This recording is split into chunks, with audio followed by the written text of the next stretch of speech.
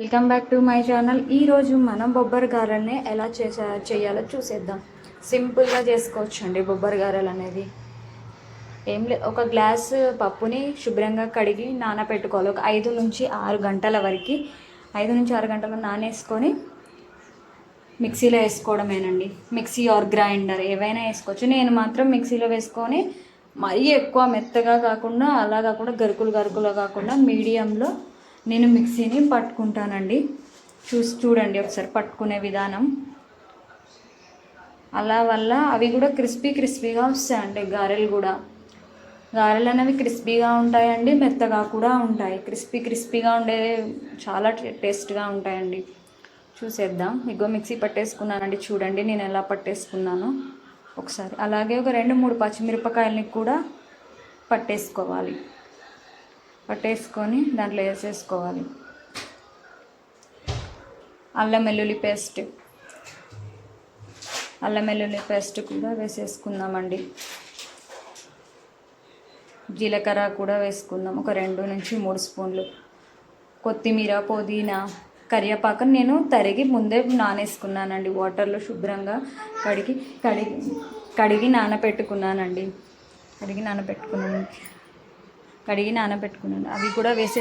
అవి కూడా వేసేసుకుందామండి. వేసేసుకొని ఒకసారి మంచిగా కలుపుకుందాం. అవి కూడా కలుపుకుందామండి. మంచిగా కలుపుకొని ఒక 10-15 మినిట్స్ పక్కన నుంచి చేసుకుందాం.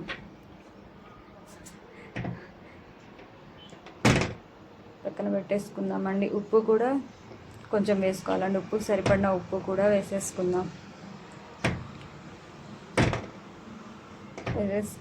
వేసేసుకొని ఒకసారి కలిపేసుకుందాం. అలాగే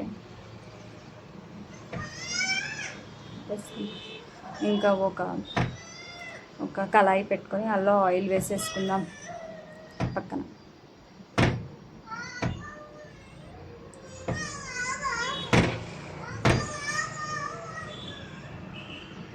కళాయి పెట్టుకొని ఆయిల్ వేసేసుకుందామండి.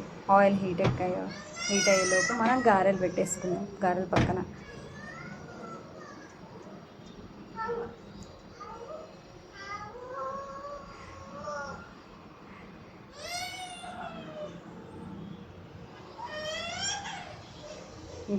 వచ్చేసుకుందామండి. ఒక క్లాత్ తీసేసుకొని, ఒక పొడి క్లాత్ తీసుకొని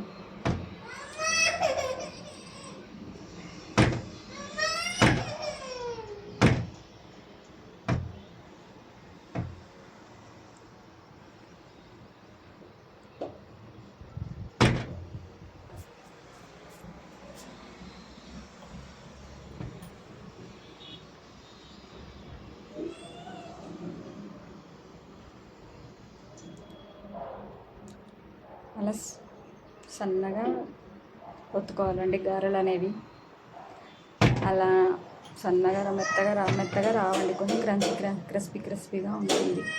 ఆయిల్ హీట్ అయిపోయింది. గారెలు వేసేసుకుందాం.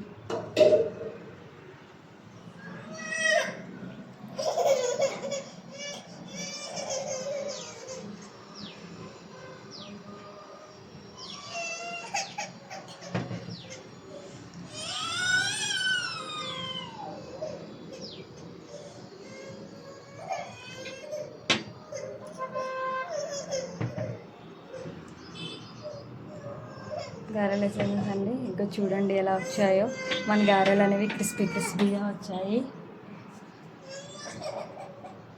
ఇంతే అండి, సింపుల్గా చేసుకోవచ్చు అండి. ఎవరైనా చేసుకోవచ్చు ఇలా బొబ్బరి గారెల్ని సింపుల్గా.